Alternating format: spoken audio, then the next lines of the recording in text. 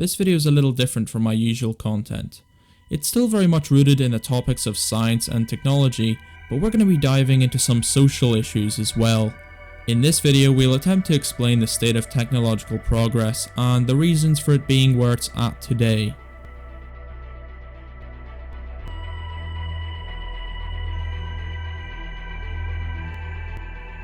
The future of humanity is seemingly impossible to suss out and predict, because there are just so many different variables and factors that we have to take into consideration when making predictions. For example, we like to think of ourselves as constantly progressing technologically and remaining eternally advanced and sophisticated as a species. But at the end of the day, we're still just a bunch of hairless apes stumbling through life in a society held together by mere threads, without any real moral compass or guide. We need to realize that we aren't special or different from humans living at any other point in history after the invention of agriculture. The progress humanity has made since then is not exponential or linear, and instead looks a lot like an uptrending stock with large peaks and troughs, but overall an increase in technology and societal standards of living in the long term. Although this uptrend isn't actually visible yet, and it's just based off of the assumption that humans have the ability to constantly innovate and improve.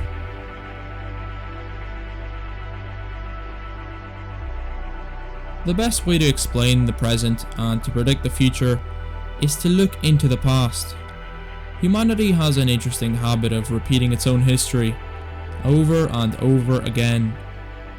Let's start with the growth of cities. George Modelsky conducted a study of cities over the past 5,000 years and found that cities grow and decline in size, but occasionally a new city will attain a size much larger than an earlier city, and then other cities catch up to that new size but never exceed it.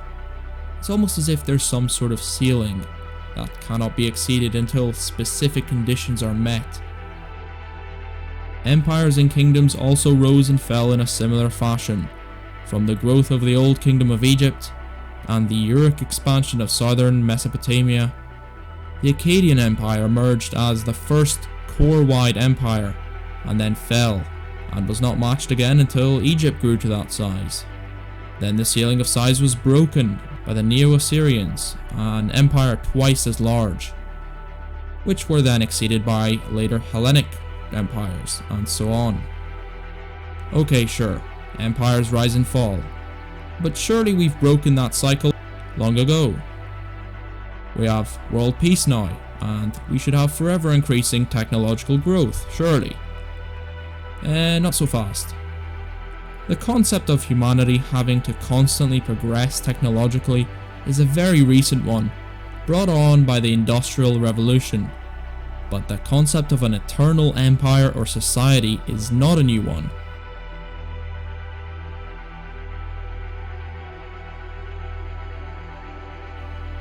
The Pax Romana was a period in Roman history of incredible economic stability, internal peace, and prosperity.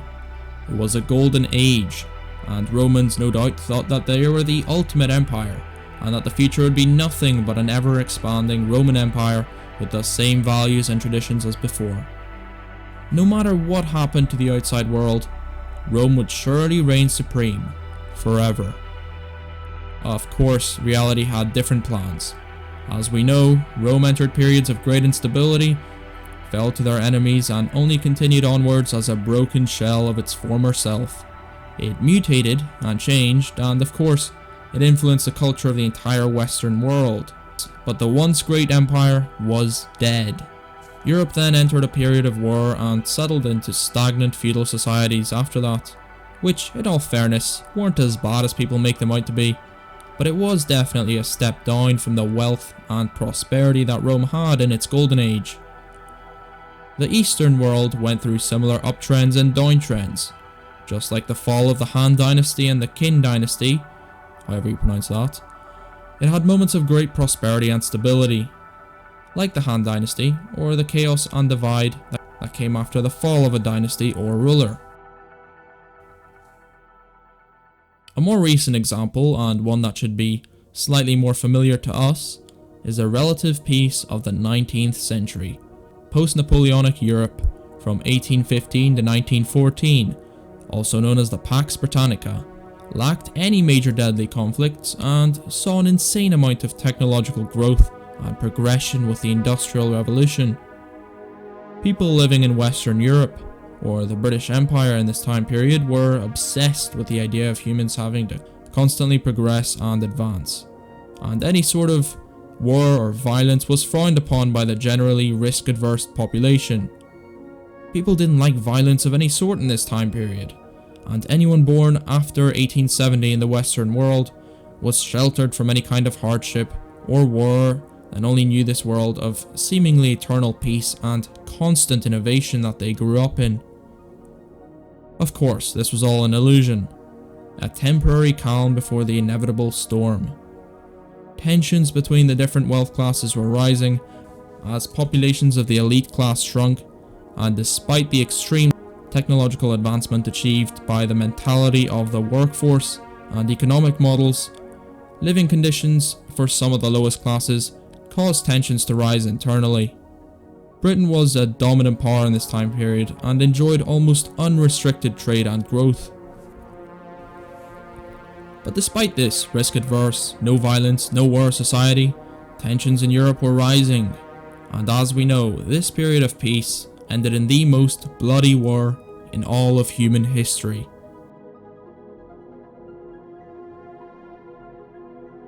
People like to point fingers for the death tolls of World War I, but in reality, no one knew what they were doing, as no one could adapt to the new technology being used in wars in time, and unfortunately, it took the sacrifice of millions of lives to learn how the Industrial Revolution has impacted warfare. The period after World War I was rife with extremist ideologies, such as Marxism and fascism, being implemented by ruthless dictators, and all of these ideologies led to more deaths, famines, and another world war. And now you have to remember, the people that elected these dictators and chose to follow these extreme ideologies were just like you and I. They were no different from the common person living in a first world country today. Or even you could have been susceptible in the 1930s. Remember, you're not special. Your education doesn't necessarily protect you, as Germany in that time period was very well educated. And yes, they were slightly more desperate than you are now, but if you put yourself in that position, in their desperation and in their mindset, you would have made the same decisions. Okay, statistically speaking. Sure, there are a few outliers, but chances are you would have followed one of those extreme ideologies. And no, you're not morally superior to people that lived in the past. Remember, they are humans, we're humans. We haven't changed that much in a couple of hundred years. Actually, we haven't changed at all in thousands of years.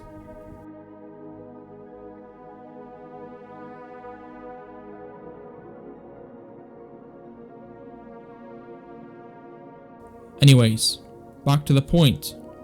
World War I led on to World War II. This war really felt the effects of modern technology being used to its fullest potential in warfare, and the seemingly eternal peacetime of the 19th century now seemed like a bad joke, as the world was dominated by savagery and brutality like never before. However, in the midst of this chaos, a new empire was on the rise. The cycle would inevitably repeat itself. Welcome to Pax Americana. We finally reached our current timeline. What exactly has all of this history taught us then? Let's get back to our main point. Technological advancement.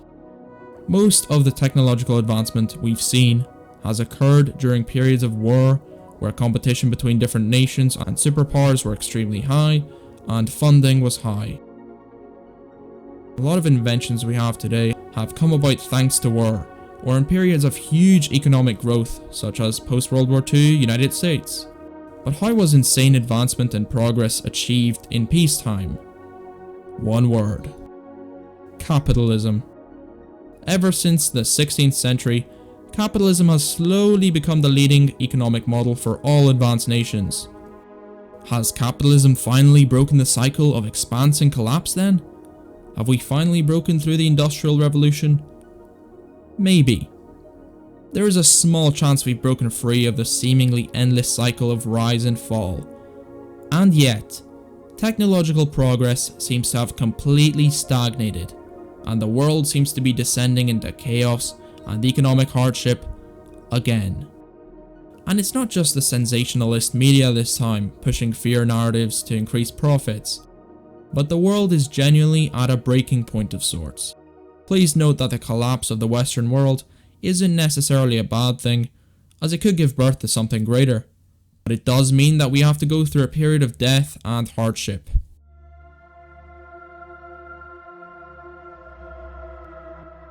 You see, collapse of a civilization may not have anything to do with technological progress, but at the same time, technology is in fact stagnating in the Western world. I'll explain why this is in a moment, but firstly, how do I know we're on the brink of collapse? Climate change may be the first thing that pops into your head. Yes, climate change is happening, and it can threaten global stability and our Western economy and civilization, with millions of potentially being affected by man-made climate change. But what if I told you we have the solution for climate change, only we can't use this solution due to the state of our own society? It's an endless loop that will result in our own destruction. Another indicator of collapse is inequality. The elite classes are shrinking, and the working class is not experiencing any wage increase due to various factors like immigration and women entering the workforce. And I'm not saying that these are bad things, of course, and things like globalization are also stagnating wage increases due to markets being flooded with low-cost goods from countries like China. And this is a pretty good indicator for a society nearing collapse, at least Western civilization for now. But the East has problems of its own, of course. Now, it's entirely possible that the Western world, and more importantly, the US, will bounce back. But for now, stagnant wages, insane debt and inflation, and lack of willpower to spend money on anything interesting or innovative is part of the reason that technological progress is dying.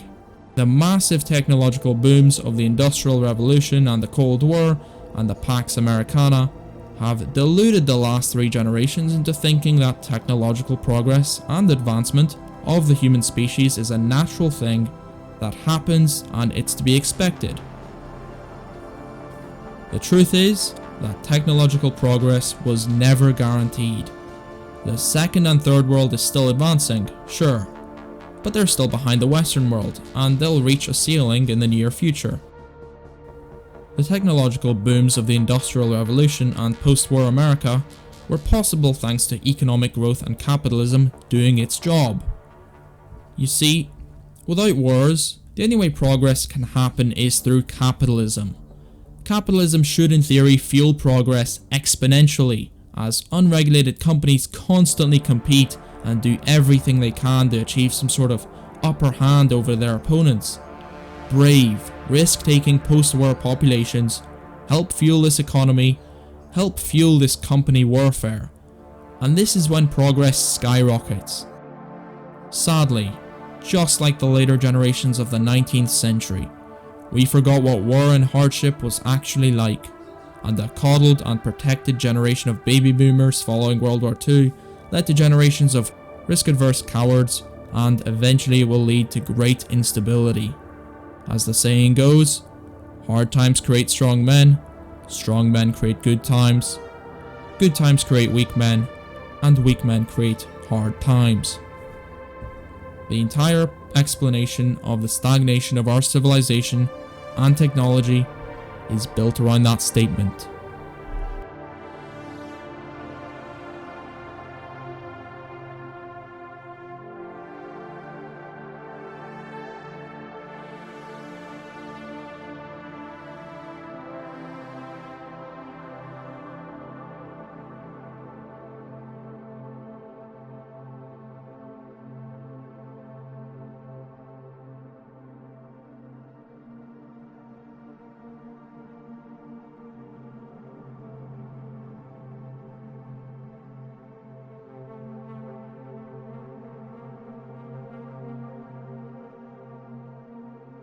Everyone is scared and afraid of any sort of harm or danger. You have to sign 100 different forms just to go on an adventure camp with your coworkers.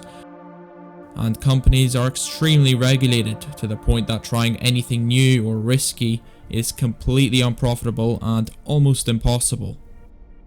The entire point of capitalism is that it fuels progress in peacetime, but it's prevented from doing its job properly when a few highly regulated transnational corporations dominate the market and snuff out competition. Remember when I said that we had a solution for climate change? Nuclear power. We can't even do something as simple as building more nuclear power plants, which would almost immediately solve any climate change contributions by the West anymore. We can't even do anything cool or interesting that might solve major problems that humanity has, like invest more money into space travel, and very few private companies are even attempting to tackle space travel, with SpaceX lacking any relevant competition, and NASA having almost no funding or motivation to do anything. It'll be a while till countries like China catch up also. In the 60s and 70s, we got man on the moon. The risks of death were very real, and nobody had attempted such a feat before. In the midst of the Cold War, incentive to innovate and progress was high. The world was still populated by people exposed to warfare and death, people that had the balls to take massive risks for the sake of humanity. The mentality of just strapping someone to a rocket and blasting them off to the moon, and whatever happens happens, was very real and very effective. Russia too was a major pioneer in space travel. Air travel also saw massive advancements as we went from propeller-powered aircraft to turbofans and turbojet supersonic passenger aircraft. And yes, the economic growth of the US did assist in this technological progress, but the lack of a cowardly, risk-averse and health and safety-obsessed population also helped. Nowadays we can't even go to the moon anymore, because even a 1% chance of death will quite literally get a mission cancelled on the spot. Nobody can even volunteer to sacrifice themselves for the sake of progress, and after a million health and safety forms, funding dries up immediately because no one cares about long-term technological advancements of humanity. Everyone gets obsessed with throwing money at world problems like poverty, expecting it to solve something, despite these problems having deeper fundamental roots, such as geography, history, or ideology. The obsession with spending money on unsolvable social issues and ignoring the bigger picture is like having a cancer patient and choosing to focus on curing the cancer by destroying it one cell at a time, whilst it continues to spread. My solution is to ignore individual world issues such as world hunger or healthcare, stop focusing on one cancer cell at a time, and instead invent a device that can give the patient a completely new body instead.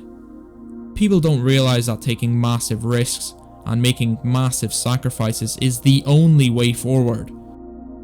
No more getting bogged down with health and safety forms, no more excessive regulation, no more money being thrown at minute, small picture issues. If we figure out cheap space travel, geoengineering, brain implants, nuclear power, and things like body transplants, we can improve the lives of the entire planet permanently, the easy way. Colonizing other planets is a brilliant way to solve overpopulation and environmental strains. Brain implants can help us compete with the very AI that is currently beating us in every field. And nuclear power and nuclear fusion research will solve all man-made climate change forever. Sadly, none of these things will be accomplished before the collapse of Western civilization. Like I said, we're on the brink of collapse or some sort of reset, and all of the advancements I've mentioned won't come easy. We will have to go through another period of extreme hardship and suffering. Extreme ideologies will pop up everywhere, and don't be surprised if major wars between the US and China break out, and many atrocities will occur, no doubt. This is almost inevitable unless we have somehow managed to break the cycle. It's extremely unlikely, but if world peace can somehow be maintained and economic stability in the US and Europe can be re-established, we might be on track for an ever-progressing world. This is extremely unlikely, however, as our weak-minded, cowardly societies will continue to make massive mistakes and will inevitably lead to some sort of economic collapse and period of hardship. And I do wish we could just go back to the golden era of technological progress, back when people were brave enough to sacrifice themselves for the betterment of mankind. The explorers of the Columbus era, or the astronauts of the Apollo missions, all knew the risks of their voyages, but undertook them anyways. We need to adopt that mindset of just strapping the first few volunteers to some rockets and blasting them off to Mars. Whatever happens, happens. The point is that we learn from our failures. If we can't even dare to fail, then we can't learn. Instead, we spend all of our time talking about risks and signing health and safety papers. Like I said, the consequences of living in such a risk-adverse society is that progress begins to falter. Forget about solving man-made climate change when we can't even build a nuclear power plant because there's a 0.0000001% chance of something going slightly wrong at some point or another because some uneducated simpletons refuse to live next to one, when they'd happily live next to a fossil fuel power plant spewing toxic gases into the atmosphere daily. We are too cowardly to try anything. Regulations are too extreme and make progress pointless. The only real progress we've been seeing over the past few decades is in computing. Maybe because that's one of the last few sectors of technology that hasn't been heavily regulated yet. There's always a chance that we've just hit some kind of dead end, or maybe a temporary peak. If the stock market analogy is anything to go by, then we might not advance until the next civilization or empire arises.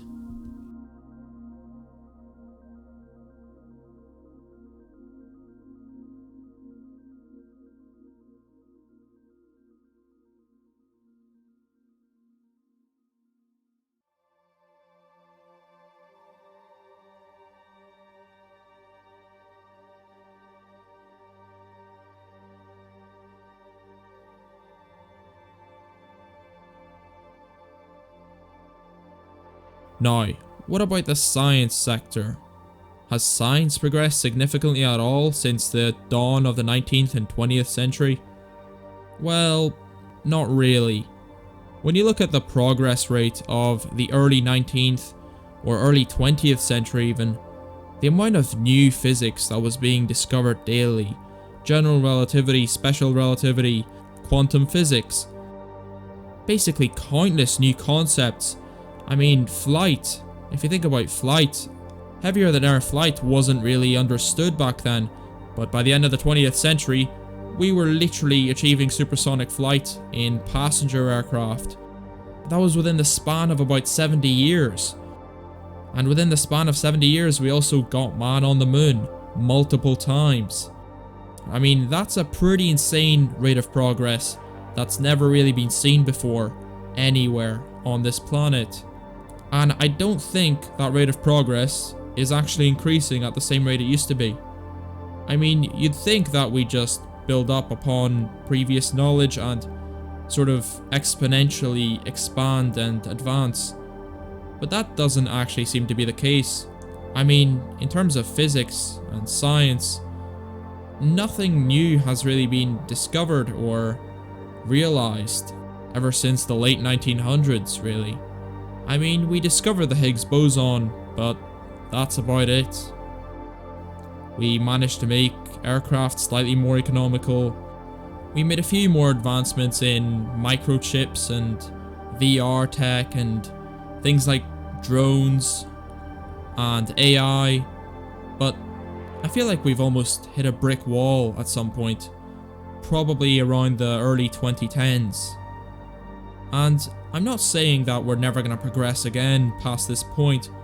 I'm just saying that it seems like we sort of returned to a state of existing where progress isn't really going to be a large thing in our lives anymore. At least not the same way your grandparents or parents saw progress. I mean, if you think about it, your grandparents probably went from black and white TV and propeller aircraft to watching men land on the moon and smartphones and self-driving cars and supersonic passenger aircraft, and your parents probably went through the era of VHS tape recorders and boxy televisions, to the large 4K panels we have today and the small supercomputers in our pockets. They definitely saw a lot more change and progress in their lifetimes than we're gonna see in ours, by the looks of it. I mean, even from when I was born to now, the only thing that really changed was mobile phones getting more advanced. That's about it. Computers getting slightly more powerful, games looking nicer and more realistic. I mean, the changes have become quite small, and most of them revolve around computers and AI. And I feel like we're not really living in a special period of history anymore, despite the fact that we think we're probably the most special generation to have ever lived on this planet. In reality, I think that in a few thousand years' time, or even 100 years' time, this era we live in now will be extremely forgettable, unless we have some sort of massive world war by the end of it, which is very, very likely. But even then, I think we live in a very forgettable period of history. And despite all the suggestions that I've given, I think that we are sort of stuck in this predicament until another civilization rises and breaks that ceiling